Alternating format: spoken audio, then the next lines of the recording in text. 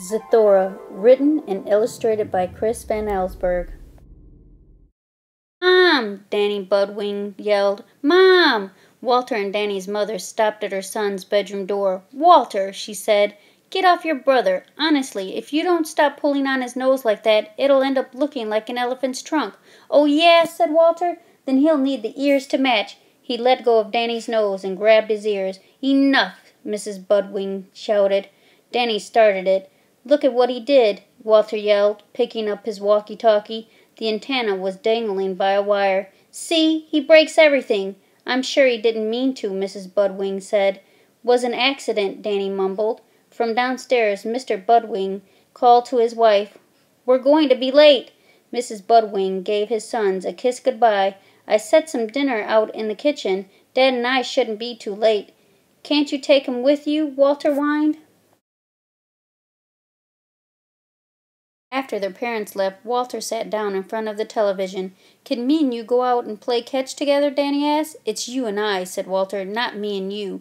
And the answer is no. But Danny really wanted to play. He threw Walter his hat, but Walter just ignored him. Then he tossed him a baseball and beaned him on the head. Walter jumped up. "All right, you little fungus. Now you're really going to get it." Danny bolted out of the room, down the hall, and out the front door, with Walter close behind. They ran into the park across the street, but Danny couldn't outrun his brother. Walter tackled him. "I'm telling," Danny squealed, as Walter got a grip on his nose and pulled, and then he let go. "Hey, what's that?" he said. Right next to the boys was a long, thin box resting against a tree. Walter got off of his brother and picked it up. "Aw, it's just some dumb old game here," he said, poking Danny in the stomach with the box. "It's for babies like you." He trotted off as Danny read the words on the box, "Jumanji, a jungle adventure." Danny stuck the game under his arm and ran home after his brother. Back inside, Danny looked at the box. It was covered with pictures of jungle animals. He took out the dice, some tokens, and a very plain game board. Walter was right. It was a babyish game, and probably boring, too. Danny started to put it away, but discovered, jammed tightly into the bottom of the box, another board. He banged the box on the floor, and out it popped. This board was more interesting. It showed flying saucers, rockets, and planets in outer space, with a path of colored squares leading from Earth to a purple planet called Zathura, and back to Earth. Danny put a token on Earth, then rolled the dice. After he moved along the path, something surprising happened. A buzzing sound came from the board, and with a click, a small green card popped out of the edge right in front of him. He picked it up and read, "Meteor showers. Take evasive action." "Hey, Walter," Danny started to say. "What does evade?" when he was interrupted by a noisy rat-tat-tat-tat-tat sound coming from the roof. Walter looked up from the television. "Holy smoke," he said. "Must be hailstorm." "It's not hail," shouted Danny, holding up the card. "It's meteors." The noise grew louder, like 1,000 golf balls bouncing off the roof. The room got so dark, Walter turned on the lights. Then kaboom! A rock the size of a refrigerator fell through the ceiling and crushed the television. "See," Danny said, "I told you meteors." Walter stared at the hole in the ceiling. "Okay," agreed. Meteors. But how'd it get so dark so fast? Through the hole he could see what was left of his parents' bedroom, and beyond that, a black, star-filled sky. "It looks like night up there." "It's not night," said Danny. "It's outer space." "What are you talking about?" "Geez, outer space," Walter muttered as he went to the front door. "We just lost track of time. It's night, that's all." He threw open the door and almost took a step outside before he realized there was no outside there any more. At least, not the one he expected. "See," said Danny, "outer space." He led Walter back to the living room and showed him the Zathura game board and the card. Walter sat with his head in his hands, gazing at the path of colored squares that wound around the board and ended back at Earth. "Looks like," said Danny, "we keep on playing or we're up here forever." "Great," said Walter. "Up here with you forever?" He took a deep breath, put a token on Earth, then rolled the dice and moved along the path. The board started buzzing, and click, a card popped out. He studied it silently, then tossed the card on the board. Danny leaned forward and read, "The polarity on your gravity belt is reversed." "I wonder what that means." He looked up, but Walter was gone. "Walter!" he called out. "Up here," answered Walter. Danny looked up and saw his brother pressed against the ceiling. "I've lost my gravity." "That's not all you're going to lose," Danny said nervously, because he could see that Walter was being pulled slowly toward the hole in the ceiling, and a lonely trip into outer space. Walter realized it too, and started clawing at the ceiling, but he couldn't keep himself from moving closer and closer to the hole.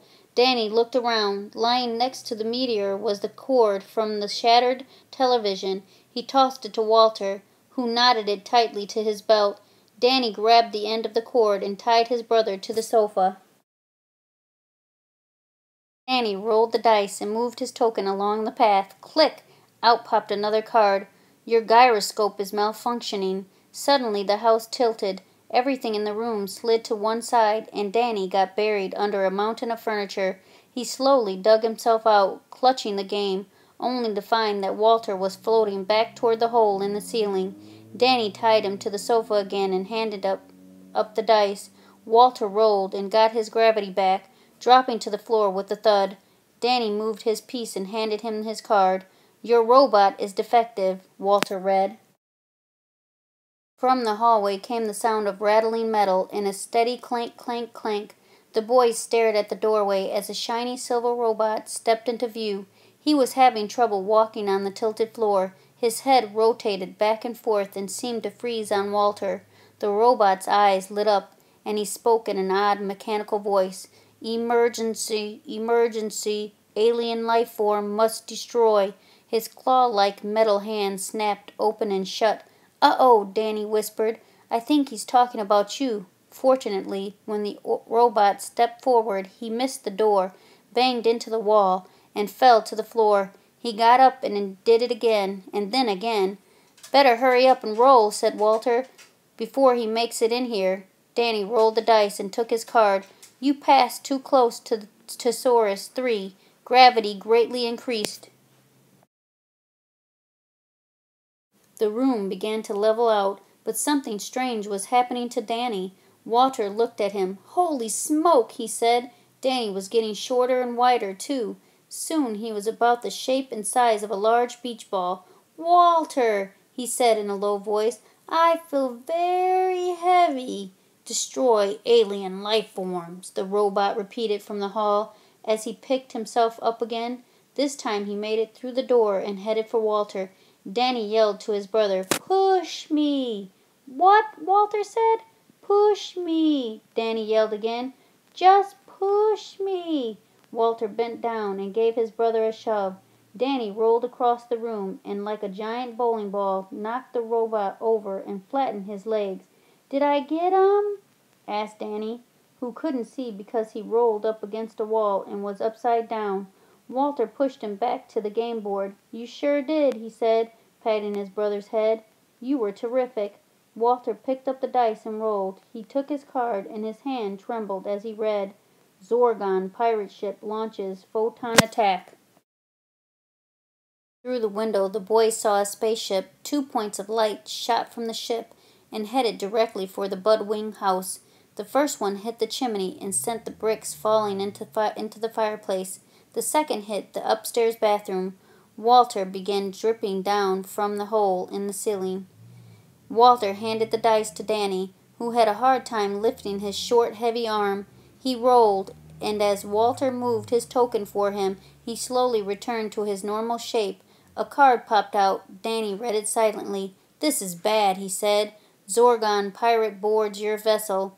The room shook as the spaceship banged up against the house. The boys heard footsteps on the roof. Through the opening in the ceiling they saw someone or something climb through the hole in the roof and enter the room above them. Danny and Walter moved to the hallway, standing behind the flattened robot. They held each other, too terrified to move. A humming sound came from their feet. They looked down and saw the robot's eyes light up. He lifted his head, fixed his eyes on the hole in the ceiling, and spoke. "Alien life form must destroy." His claw-like hands twitched, but he couldn't get up. Danny and Walter helped him to his feet. He staggered forward as the pirate's scaly tail and lizard-like legs swung down from the hole. The robot lifted one of his claws and snapped it sharply around the creature's tail. The Zorgon howled, jerking himself back through the hole. With the robot still attached, he thrashed and wailed, banging against the walls overhead. Then, minus one arm, the robot dropped down through the hole. The boys heard the Zorgon scramble across the roof and saw the flash of his rockets as his ship sped away. It seemed hopeless. The robot's eyes were dark again. They'd been playing almost 3 hours, and their tokens rested a galaxy away from the Zathura and twice that far from Earth. "We're never going to make it," said Walter. "Sure we are," answered Danny. He handed the dice to his brother. "Me and you, together, we can do it." Walter cradled the dice in his hand and sighed. "You and I," he said wearily. "You and I." He looked at the little brother, who was grinning. "That's right," said Danny. "Together." Walter rolled the dice, a 1 and a 2. He moved his token to the only black square on the board. The card popped out. "You have entered a black hole." Walter read, "Go back in time 1 hour for each mark on the dice." He jumped up and looked around the room. "You see any black holes?" His brother pointed to the floor. A black spot was slowly spreading under Walter's feet, like a perfectly round puddle of ink. At first Walter thought it was sinking into it, but it was the hole that was rising. He tried to run, but could not feel his feet. Then, as the hole rose higher, he couldn't feel his legs either. "What's going on?" he cried. Danny looked below the disc-like hole. "Walter," he said, "the bottom part of you is gone." As the hole rose higher and higher, there was less and less of Walter, until only his head remained.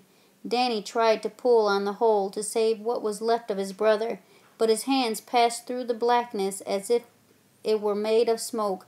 His chin dropped to his chest, and he began to sob. "Danny," Walter called softly. Danny looked up at his brother's floating head.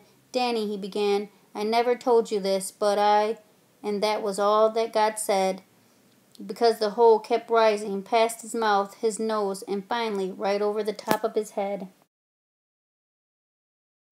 Walter was completely swallowed up, floating in empty darkness. He closed his eyes as he began to spin, plunging head over heels through the pitch-black space. Then thud, he landed hard on his knees. There was something in his arms, something wriggling around. He opened his eyes and found himself back in the park by his house. He had an arm wrapped tightly around Danny's neck and a hand gripping the boy's nose. "I'm telling," Danny squealed. Walter let go and fell back on the grass. He was dizzy, very dizzy. Danny jumped up and started to run, but stopped. "Hey," he said, "what's that?" He went to a tree and picked up a box resting against the trunk. He held the box out to Walter. "Look," he said, "it's some kind of game." Walter grabbed it. "Hey, give it back," said Danny. His big brother got to his feet. "You don't want to play this," he said. "Trust me, I tried it once." He went over to a trash can and jammed the box deep inside. "Come on," he said. "I've got a better idea. Let's go play catch." Danny smiled. "You mean together? Me and you?" Walter put his arm around his brother. "Yeah, that's right," he said. "Me and you, together."